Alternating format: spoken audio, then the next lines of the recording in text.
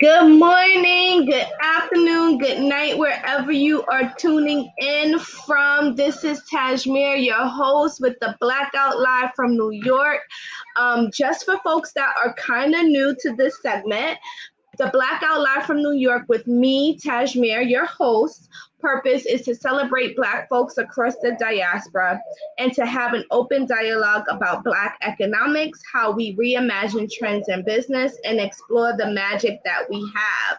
So let's hop right on into it. So for some folks that have been watching for a while, you know that my chief of staff, aka my creative director, Elijah, has been on strike for a few months. He still is on strike. I've asked him this morning if he was going to participate. He just looked at me. So if you hear Coco de la Melon in the background, that's because that is what he has chosen to focus on this morning. For other people, let's just hop right into it. I am going to do what I started off doing about a year ago, which was reviewing some articles. But if we have some time left over, I'm definitely going to jump into some questions that was posed to me by some of my interns that I think is probably helpful for the general population. So let's jump into the entire thing right here. I wanted to share with you guys this article, and I hope you can see it. But Prince Charles is now saying that it's time to confront the history of slavery. The royal family has never apologized for slavery. So we know that in this day and age, slavery and enslaved Black folks are a hot topic where Black folks from across the diaspora, from across this world, are really demanding some apology, some reparations, some acknowledgement for their ancestors being captured and enslaved in various parts of the world. And so now we hear the royal family. I wonder if he got this pre-approved, but according to CNN on June 24th, he opened up about Commonwealth heads of government meeting and how he is trying to really apologize for where they fell short at in enslaving Black folks across the different commonwealths that they own. And so here is just a blurb about what he said. The royal family has never issued a formal apology for slavery. Accordingly, there are currently 15 countries that recognize Queen Elizabeth II as head of state. Prince Charles addressed this saying, the Commonwealth contains within its countries that have had constitutional relationships with my family, some that continue to do so, and increasingly those that have had not. I don't know. This must be like old English. I want to say clearly, as I have said before, that each member's constitutional agreement as republic or monarchy is purely a matter for each member country to decide. He went on to say that earlier this year, in a trip to Jamaica, Prince William, Charles's son, described the slave trade as a profound sorrow. And similarly to his father, did not apologize for his ancestors' role in it. Their visit was meant to push back from local protesters calling to move away from the colony's ties to the United Kingdom. And so, as you can see, we have had a lot of discussion around the Black experience and around what is going on. And I think it's amazing, and I think that it's beautiful. One place that I definitely have to shout out is Rio de Janeiro in Brazil.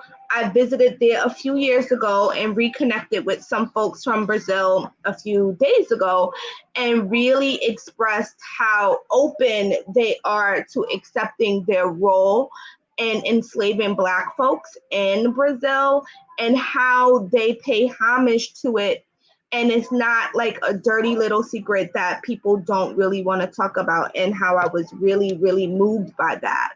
And I want to just have open dialogue. I feel like dialoguing is the only way to really move the needle for it to find common ground. So I definitely wanted to share that with you guys this morning. Moving on to something that on this side of the pond has been very inspiring for many, many folks is the first Black woman on the Supreme Court. And I have to pronounce her name slowly, so forgive me if I make an error, but Ketanji Brown Jackson was sworn in as first Black woman on the Supreme Court. This just happened a few days ago, and this was monumental in American history, probably impactful around the world, where we finally have a representative person that is Black and female, and she just changed so many lives, has been definitely an inspiration to a lot of people that I have spoken with, and I just wanted to shout her out because I know that her hearing testimony interview that was live for consumption was something that was talked about. And then sometimes we have this way where we talk about a lot of things and then it kind of like dwindles down and you don't hear about it again. So I definitely wanted to shout her out here. That just happened a couple of days ago. In case you didn't know, she is sworn in. Moving on to a new first. Also, let me get the screen up and going. Yolanda Flowers becomes the first Black woman to win the Democratic nomination for governor in Alabama. This is monumental as well. And so as you can see, Black folks are doing it across the world, and I couldn't be more proud and more happy that Black people across the diaspora, no matter how you got here or when you got here, are definitely stepping into their spaces and wanting to contribute to American society in a plethora of ways. And I really feel like in this holiday season that we are in, this is one way that we all can express our views of being inclusive and, you know, really having some nationalism, because, you know, oftentimes we wait for war in order to bring us all together, but we don't have to wait for that, guys. Moving right on along to Florida governor candidate, which they have some really interesting things that are happening here. And you can't talk about the good without talking about the bad, right? And so I definitely wanted to bring this up too. Hey, Michael from Tampa, maybe you have some insight. If you have the tea, definitely let us know in the comments, because I'm not in Florida. So I'm not getting Florida news right now in New York, just the highlights that are happening. So definitely wanted to just bring this to you guys' attention. Let me pull this up so you can see it. Here we go. So once a Florida governor candidate, Andrew, has been indicted. Oh my gosh, we have to like do better. Hey, politicians, let's do better. I briefly glanced at this, but he is being indicted for 21 federal charges, including conspiracy and wire fraud for funneling donations through third parties back to himself for personal use, according to prosecutors. This is grimy. Hey, that's our money that we're giving up. And this is why a lot of folks have a distrust for politics. And I know that that is a topic of discussion where some people feel like across race and across gender and across economic status that people aren't necessarily engaging in the political arena the way that they should, and that people should be doing it. And these are things that when this happens, it kind of leaves a sour taste in folks' mouths where they really don't want to be a part of it and they don't want to know about it because they feel like politicians are the same and they make promises and they don't keep them and they only come around for election term and then they get rich or attempt to get rich and run off with money. And so I cannot talk about the good without talking about the bad because I definitely want to be balanced, right? So, hey, politicians, do better, please. Going into this article that I just came across this morning, and I didn't know about it, and I don't know if you guys knew about it, but Bruce's Beach, LA County approves the return of the property to descendants of Black family. I had no clue that this was what was happening. So what I want to do is click off of this and click back onto this so maybe you guys can hear my audio here. So 1 second so we can learn together. Let's learn together.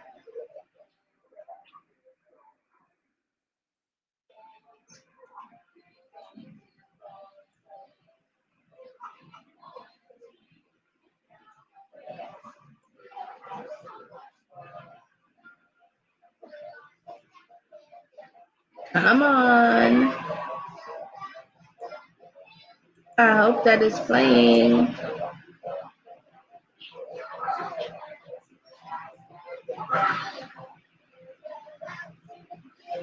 Okay, I don't know what's happening here. Oh, there it is. Los Angeles' Board of Supervisors voting unanimously today to return a piece of beachside property in Manhattan Beach to descendants of a Black family who had the land stripped away nearly a century ago. Supervisor Janice Hahn, spearheading this effort, says, quote, "We can't change the past and we will never be able to make up for the injustice that was done to Willa and Charles Bruce a century ago, but this is a start. The Bruce family purchased the land in 1912, and then the city took it away under false pretenses." So this is amazing. Not amazing that this happened, but you know, sometimes we lose sight on what's going on. But I think that that is groundbreaking for the family and then for, you know, Black folks in that county to know that that land was owned by Black people, as they said, almost a century ago, that it was taken away and now they are trying to right their wrongs and bring it back. So I think that that is definitely important for us to take a look at. And sometimes we have to dig really deep for the good news that is happening because a lot of news just, you know, continue to bring you down.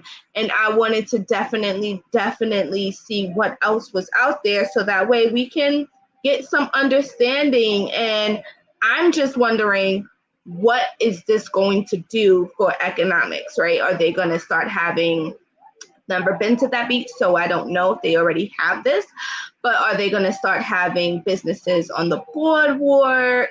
Are they going to start doing programming for the beach? What does this mean? What was the connotation for the beach before it's actually being returned to its rightful owners? Will that mean that Black folks are going to feel more comfortable going to the beach? I'm just excited about seeing the developments of what's going to happen with this beachfront now, and really how does that change the trajectory of economic development for that family? Are they going to reinvest some of that money? Like, what is the deal? If somebody can connect me to this family so I can ask all of my questions, that would be super helpful. Now, Kevin Hart, I'm not sure if you know this, but Kevin Hart is opening up a fast food chain. I'm going to call it a chain because I think this is where he's going with it. That is 100% vegan. And wondering what is going on with this. Did you guys know about this also? That it is going to be called Hart House. The eatery will feature a 100% plant-based menu consisting of sandwiches, salads, sides, and drinks. He basically also was able to get the head chef from Burger King on to definitely think about, the layout of his menu. But I am wondering, what does this mean? It has definitely been announced that one of the restaurant locations is going to be in Westchester neighborhood of Los Angeles. And the second location has not been officially announced yet. However, it might be in Hollywood, or it will be in Hollywood. So super, super, super excited about this venture. Wondering if this was in the works pre-COVID, because these things sometimes take a while to come to fruition, or if COVID just helped to expedite or maybe recharge batteries around this project. Super excited about it, wanting to know how is this again going to impact this time workforce development, right? Like that is a definite big factor in economic development. And we are starting to see this field become way more inclusive, way more innovative, and having more equity balance. And so I am interested in what is going to happen with this restaurant, what is going to be different, how many people will it employ? Will this help to keep people in that particular district employed and flourishing? Are there going to be any incentives for people to work there, similar to, Red Lobster and Starbucks, that pays for tuition and has a decent health benefits package? Wondering, like, what does the package look like, and what is going to be the breakdown, and how is that going to impact local economics in that area? So super, super excited. Also, expansion. Where else are you going, Kevin Hart? We need the tea. Are you coming out to New York? Might be pretty pricey. Don't know if the margins will make sense. But hey, look, Chick-fil-A is here, and I think that they're doing pretty well. I like Chick-fil-A. So just wondering, what's going to happen. And moving on to our last article of the day, which is something that I myself have been afraid of since iRobot. So I am definitely, just throwing that out there. Should we worry about AI having emotions? Okay, guys, I am totally scared. People that are close to me know that I have a healthy fear of iRobot taking over and locking us in our homes and doing things to us. And I think we are getting a little closer to this. And let me just say, I definitely embrace technology, but I also think that we are smarter than tech. And sometimes public service announcement, I don't like when my phone tries to think for me. I want to think for myself. I also don't like when I feel like I said something and then I go on IG and bam, there's an advertisement there. Like, I don't always want that. I kind of, I can handle it. And so now with AI maybe having some emotions, I'm a little nervous about iRobot becoming a real thing. Just saying. Not sure if other people agree with me, or if you're down with robots having emotions and being able to make emotional decisions.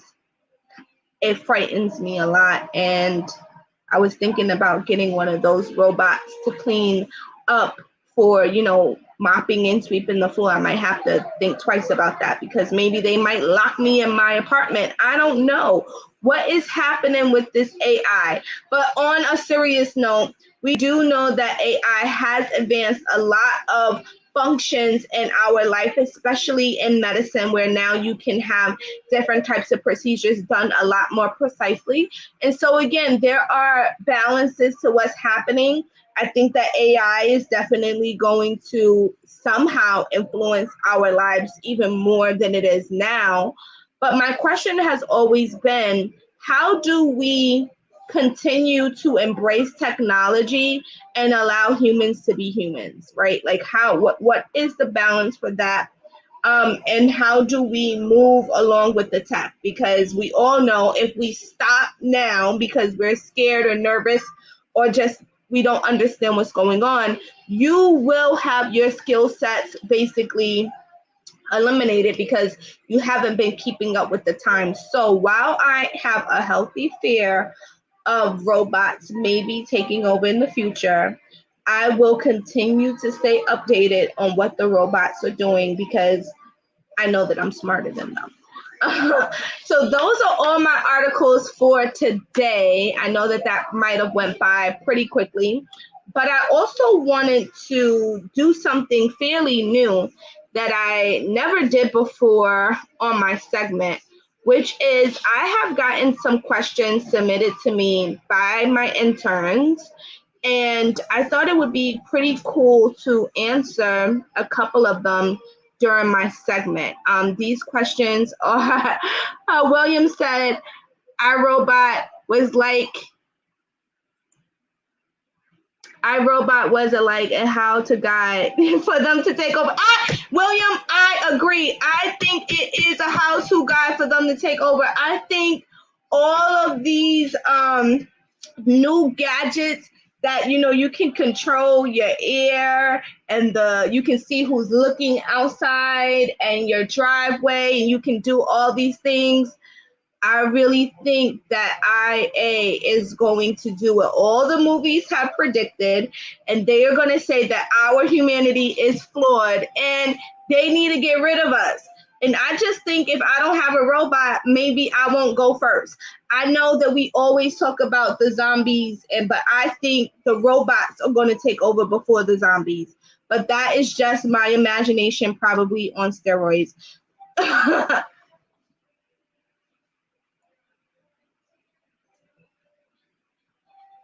Oh, see, William, you are like IA. I'm telling you, this is what the robots are going to be saying. They are definitely going to say, we say that we're humans, but we have like zero empathy at some points in time for other people. And, that is true. We lack the ability to empathize with people that don't look like us, don't think like us sometimes. And it really, brings out the worst in humanity. And now that robots are going to be able to have feelings, I'm sure that they're going to pick up on how these things just aren't logical. The rules aren't the rules when they are supposed to be applied to you. And I think that they're going to take over. But getting back to my question here, thank you, William, for entertaining my healthy fear of robots.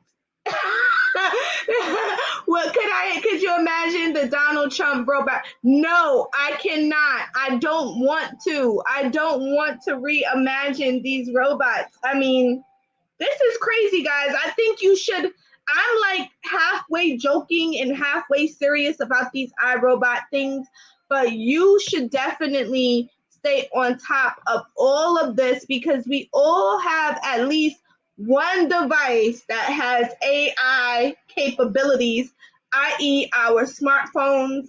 I know that I have a Google Home. I have two of them. So we all should be thinking like, what's going to happen when these things get to upgrade and we have to, push the update and now they got feelings and now they are expressing those feelings to us and they also have control over things that we use for our daily lives. I'm not quite sure, but I'm just throwing it out there.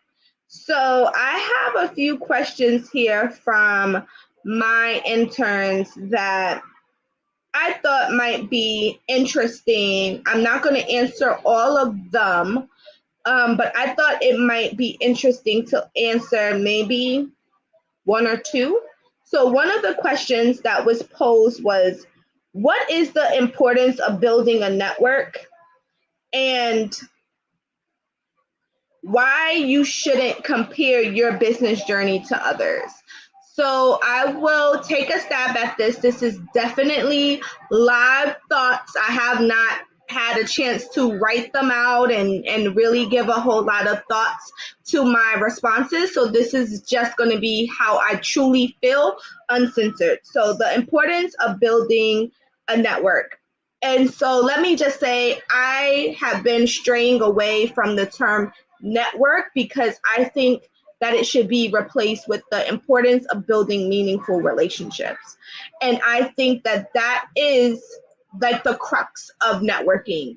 And so when I go to events or when I meet people and someone doesn't even want to know my name, they just want to give me their business card, or they just want to, throw up on me all of the services or products that they offer, and we haven't even said hi, good afternoon, how are you doing? I don't consider that to be networking. Instead, I consider that to be, someone is just trying to sell something to me. And I know that there's an art to networking, but in my opinion, I think the art is just, again, going back to being human and getting to know people. Not everyone are going to be people that you are going to do business with or that are going to be helpful in getting you that next promotion at this point in time.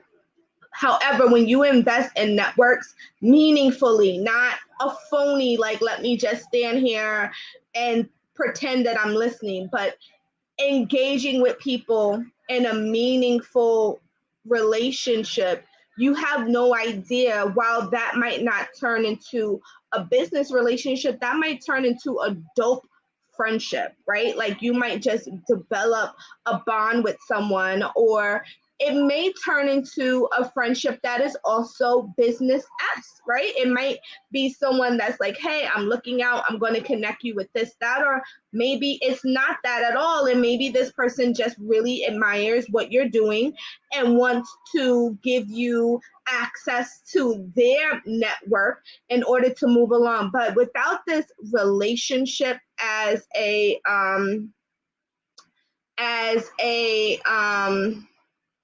foundation, it is really hard to even figure out what you're going to be doing or how you're going to do. So I know that, that's a term that is used a lot, but how I really try to implement networking is really getting to know people, because FYI, I don't want to work with everybody, and everybody doesn't want to work with me, and everybody that I'm friends with, I don't want to do business with. And I need to understand what category I'm willing to place people in. And I also need to understand and accept what category other people are willing to place me in, and be okay with that. And sometimes we both swipe right on each other. And it's amazing when that happens. So that is the answer to that question. And then the next question is, don't compare your business journey to others. So my answer to that is, we all have different talents, admirations, ambitions, whatever you want to call it. And it takes us just different verticals of getting there. And so when we start comparing ourselves to other people by whatever metric we're using, whether it's how many followers this person has on a social media platform, or how much money do we think someone is making, or how many articles have we seen this person in, we really do a disservice to ourselves. And so I like to say, stay in your lane. I know we use that a lot. Stay on your square is what I also say too. And just, know that your journey is going to be yours. And you can definitely look at other people and, debrief and dissect what you think might be working and how that might be beneficial if you tweak this or if you tweak that, which is okay. That's part of learning, and that's part of what most of us do, right?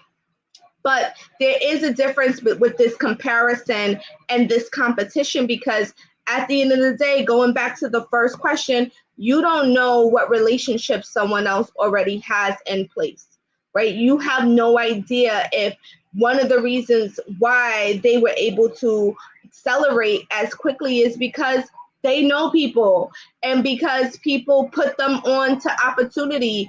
And if you don't know anybody, you have to go and conjure up this opportunity, which is harder to do. So you don't know where someone started in their journey. And in addition to that, you don't know if they have already been informally working in this industry before they launched, right? Like, so oftentimes people launch businesses that are verticals to something that they are adjacent to something that they were already doing. People also launch businesses that have nothing to do with their professional life. It's strictly a hobby, right? In both of those instances, you don't know who that person knows in that space that is willing to offer them space and opportunity to advance.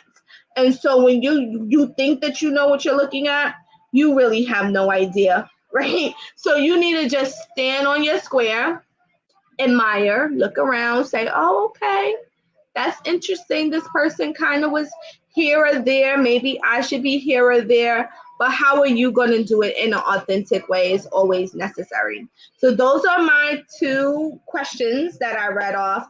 And I kind of like this.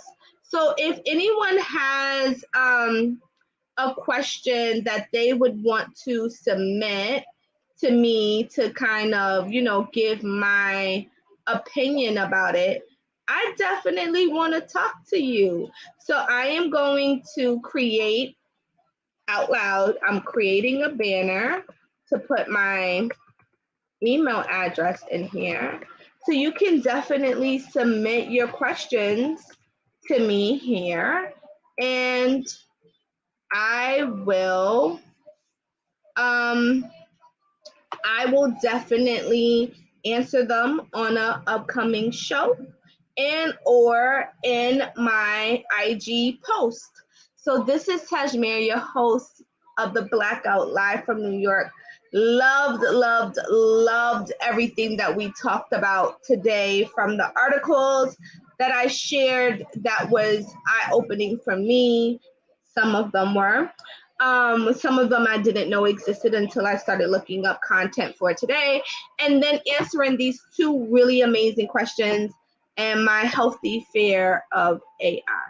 So with that, I will let you get back to your Saturday, if this is the day that you are tuning in. But if not, just your day in general, be great, be amazing, have some empathy, because AI is definitely learning it. So we should also learn it a little bit faster. But definitely go out into the world and into spaces and just be amazing. Talk with you